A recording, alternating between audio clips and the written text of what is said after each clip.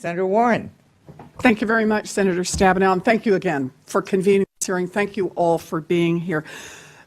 The right to vote is under attack in this country, and since the Supreme Court gutted the Voting Rights Act, voter suppression efforts have sharply accelerated.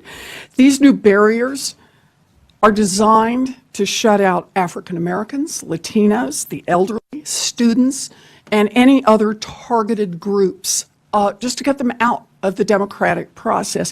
That is alarming enough, but now instead of protecting voters from voter suppression, the President of the United States is using the power of his office to advance voter suppression.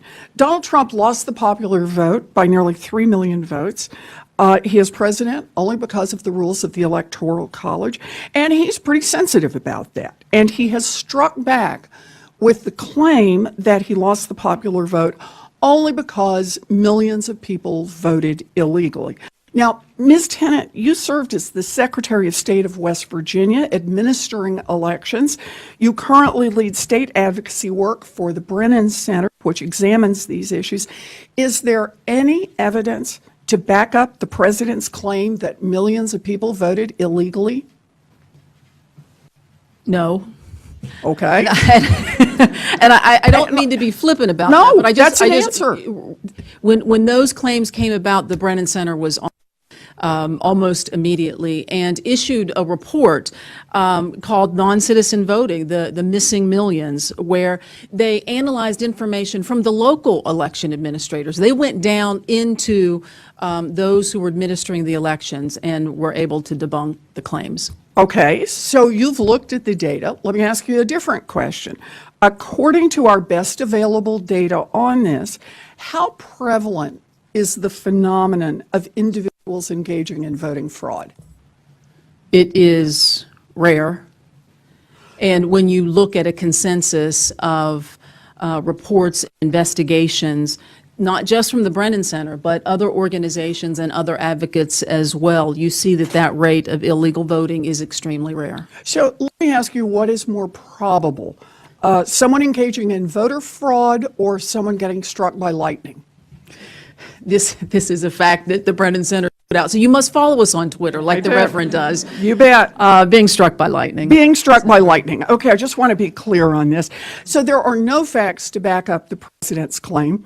So the president decided to establish a commission to study voter fraud, a commission that seems entirely focused on promoting and justifying state-level voter suppression. So I just want to ask a little bit about those state-level efforts. Ms. Eiffel, since 2010, how many states have passed laws to make it harder for citizens to vote?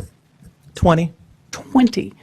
And have any states advanced voting laws that are so aggressively illegal and discriminatory that they have been invalidated by federal courts?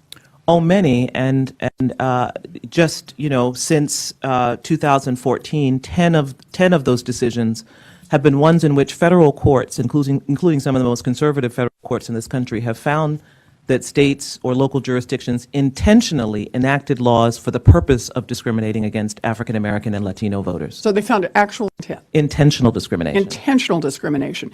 Ms. Gupta, the Civil Rights Division at the Department of Justice is supposed to police unconstitutional efforts to suppress the vote. Has the Trump administration's Civil Rights Division demonstrated that it takes the problem of voter suppression seriously?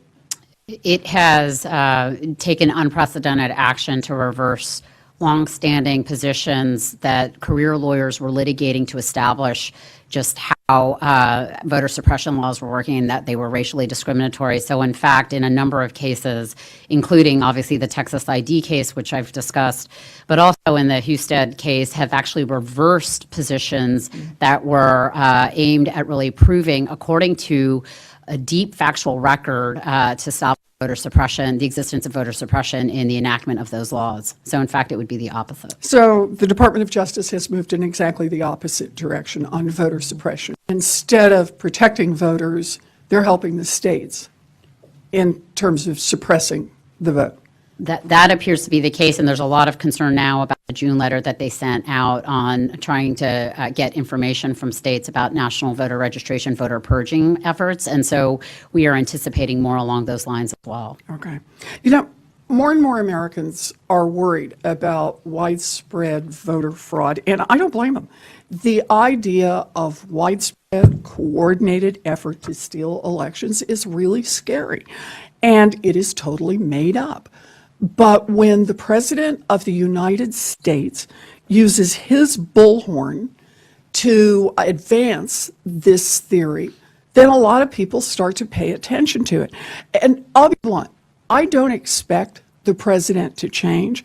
I don't expect Jeff Sessions, who has made a career out of undermining civil rights protections, to change. But they are not the only public officials in this country. 11 years ago, the Senate passed the Voting Rights Act by a vote of 98-0. And it is time for public officials at every level of government to start leading again on this issue. You know, if we care about bringing this country together, then all Americans must have an equal vote in our democracy. And that means we could pass a new Voting Rights Advancement Act and other bills to protect the right to vote. We could conduct oversight over the Department of Justice, specifically the Civil Rights Division, and make sure they're enforcing our voting laws. We should be doing everything we can to avoid giving legitimacy to the president's sham Election Integrity Commission. So we've got work to do on our side, too, to make sure that America understands the problem in this country is voter suppression. Thank you, Madam Chairman.